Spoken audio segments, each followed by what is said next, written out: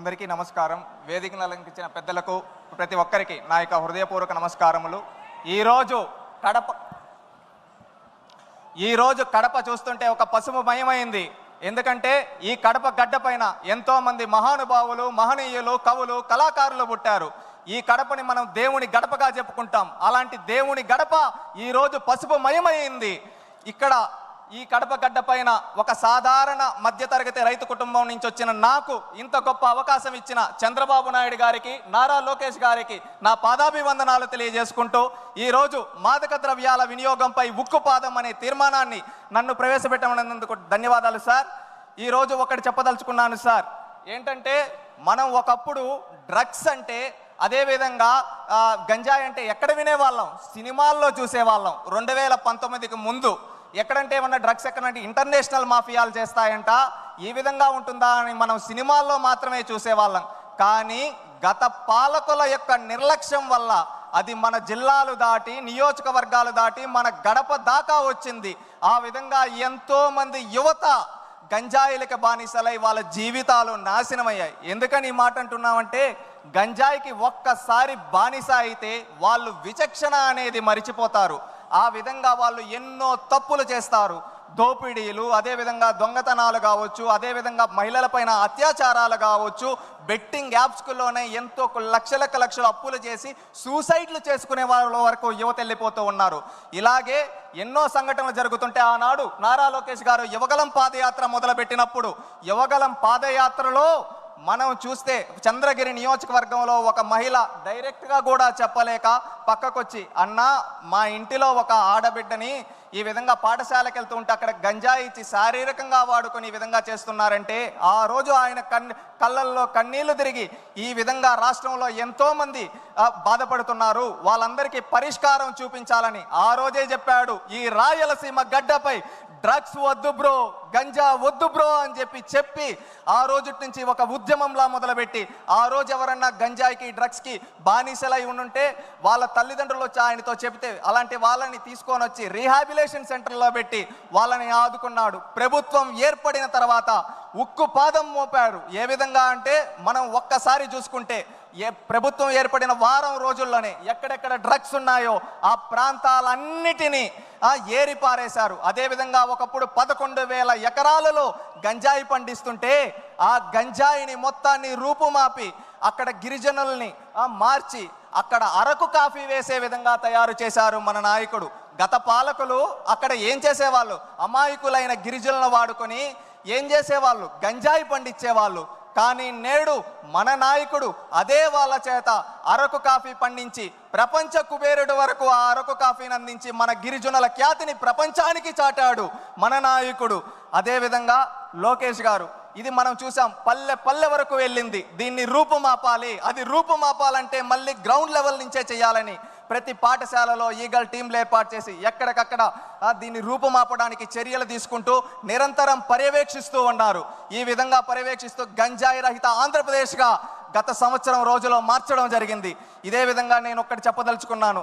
Drugs గురించి, గంజాయి గురించి నేను ఒక యువకుడుగా నేను ఎన్నో చూశాను. నా మిత్రులు కావచ్చు, నాకు తెలిసిన వాళ్ళు కావచ్చు, ఎంతోమంది డ్రగ్స్కి, గంజాయికి బానిసలై వాళ్ళ జీవితాలు నాశనం అయిపోతుంటే కళ్ళల్లో నీళ్లు తిరిగేటివి. ఎందుకంటే వాళ్ళకి ఎందుకురా ఇలా చేస్తారంటే, ఏముందిరా ఇంకా జాబులు ఏముండాయి, ఏం చేస్తాం, ఇదేదో వేసుకుంటే కొంచెం రిలీఫ్ వస్తుందంట అని చెప్పి చెబుతూ ఉండేవాళ్ళు. అవి చూసినప్పుడు బాధ, ఆ ఆవేదన. దానికి పరిష్కారం ఎలా అంటే, ఆ రోజు చంద్రబాబు నాయుడు గారు చెప్పడం జరిగింది, లోకేష్ గారు చెప్పడం జరిగింది, మేము వస్తాం, స్కిల్ డెవలప్మెంట్ ట్రైనింగ్ ఇస్తాం, యువతకు ఉద్యోగాలు ఇస్తాం, ప్రతి ఒక్కరికి 20 లక్షల ఉద్యోగాలు యువగలం ద్వారా ఇస్తామని చెప్పి ఆ లక్ష్యాన్ని కట్టుబడి వచ్చిన వెంటనే మెగా డిఎస్సి పైన నోటిఫికేషన్ కావచ్చు, ఆ తర్వాత అనేక కంపెనీలని ఆర్సిలర్ మిట్టల్ కావచ్చు, గూగుల్ కావచ్చు, టీసీఎస్ కావచ్చు, మొన్న ఎల్జీ కావచ్చు, రిన్యూవబుల్ ఎనర్జీ కావచ్చు, రిలయన్స్ బయో ప్లాంట్స్ కావచ్చు, ఈ విధంగా ఎన్నో తీసుకొని వచ్చి యువత బానిసలవాల్సింది డ్రగ్స్ కాదు, యువత వాళ్ళ లక్ష్యాల వైపు వెళ్ళాలి అని చెప్పారు.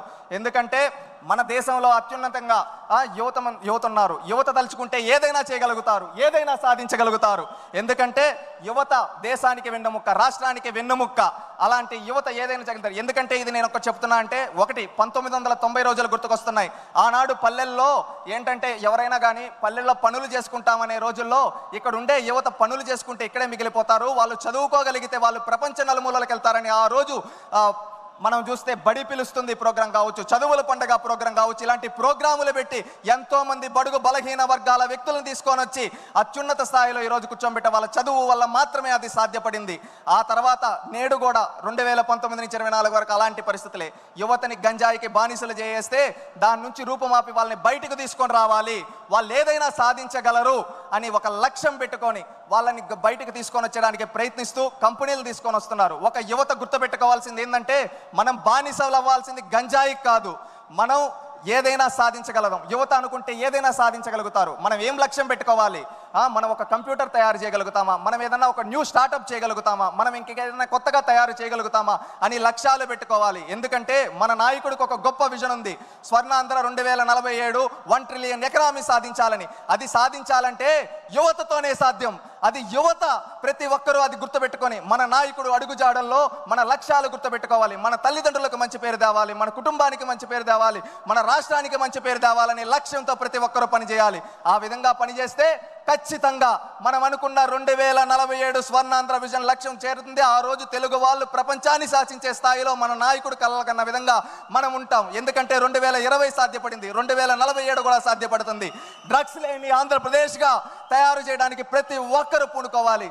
మనం ఎప్పుడో 1 సంవత్సరమో 2 సంవత్సరాలు 3 సంవత్సరాల తర్వాత కాదు, ఈ సంవత్సరం ఎండింగ్ అంతా 2025 అంతా డ్రగ్స్ ఫ్రీ ఆంధ్రప్రదేశ్గా ప్రతి ఒక్కరూ పూనుకోవాలి. ఇది ప్రతి ఒక్కరూ ఒక సంకల్పం చేసుకుంటే అది సాధ్యపడుతుంది. ప్రతి ఒక్క యువత ఆ సంకల్పం తీసుకుంటారని కోరుకుంటూ ఉన్నాను. నేను ఒక యువకుడుగా ఆ సంకల్పాన్ని తీసుకోవడానికి సిద్ధం. నేను డ్రగ్స్కి బానిసవను, మద్యానికి బానిసవను. నేను ఈ రాష్ట్ర భవిష్యత్తు కోసం పాటుపడతాను. నేను అనుకున్న లక్ష్యాలను సాధించడం కోసం ప్రతి ఒక్కరూ మనం ఎంచుకున్న రంగాల్లో మనం అనుకున్న లక్ష్యాల వైపు ముందుకెళ్ళడానికి ముందుకెళ్తే మనం రాష్ట్రం బాగుంటుంది, మన నాయకుడికి మంచి పేరు వస్తుంది. ప్రతి ఒక్కరి చేయాలని కోరుకుంటున్నా. ఇంకొకటి సార్, నేను ఒక 2 ప్రతిపాదనలు చేయదలుచుకున్నాను.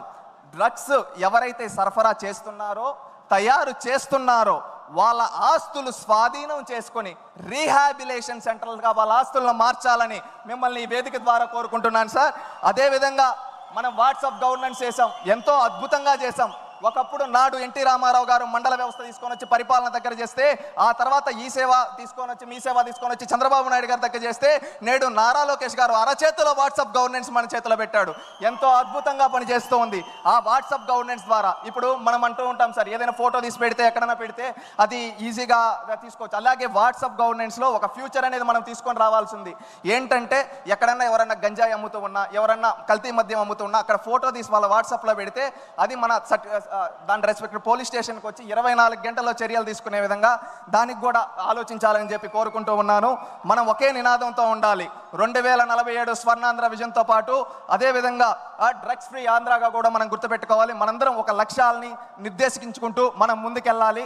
నాకు ఎలాంటి రాజకీయ చరిత్ర లేని నాకు ఇంత పెద్ద వేదిక పైన అవకాశం కల్పించిన ముఖ్యమంత్రి దైవ సమానులైన చంద్రబాబు నాయుడు గారికి, నా ప్రాణ సమానమైన లోకేష్ అన్నకి హృదయపూర్వక కృతజ్ఞతలు తెలియజేసుకుంటూ, జై తెలుగుదేశం, జై చంద్రబాబు, జై లోకేష్, జై జన్మభూమి.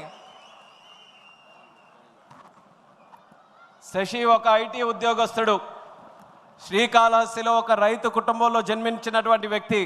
కానీ పార్టీ కష్టాల్లో ఉందని, తనకు ఎంతో జీవితాన్ని ప్రసాదించినటువంటి ఈ యొక్క తెలుగుదేశం పార్టీ కష్టాల్లో ఉంటే నేను కూడా సైనికుడిగా మారి ఈ కష్టాల్లో ఉన్నటువంటి పార్టీకి నా వంతుగా తోచినటువంటి సాయం చేయాలని ఉద్యోగాన్ని మాని పార్టీలోనే ఒక సోషల్ మీడియా యాక్టివిస్ట్గా ఈరోజు తయారై తెలుగుదేశం పార్టీ కండువా కప్పుకున్నటువంటి యువత ఆ శక్తి ఎలా ఉంటుంది, ఆ ఆలోచన ఎలా ఉంటుందో నిరూపించినటువంటి ఆ శశికి ఈ మహానాడు వేదిక ద్వారా మనస్ఫూర్తిగా అభినందనలు తెలియజేసుకుంటూ, హాయ్ అండి, నేను మీ కార్తికేయ. టీఎఫ్సీసీ లైవ్ ఛానల్ని లైక్ చేయండి, షేర్ చేయండి, సబ్స్క్రైబ్ చేసుకోండి. This is Nikhil. టీఎఫ్సీసీ ఛానల్ని ఎంకరేజ్ చేయండి, లైక్ చేయండి, సబ్స్క్రైబ్.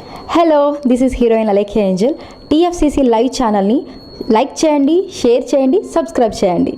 టీఎఫ్సీసీ ఛానల్ని లైక్ చేయండి, షేర్ చేయండి, సబ్స్క్రైబ్ చేయండి. నేను మీ హీరోయిన్ మౌర్యాని. Thank you.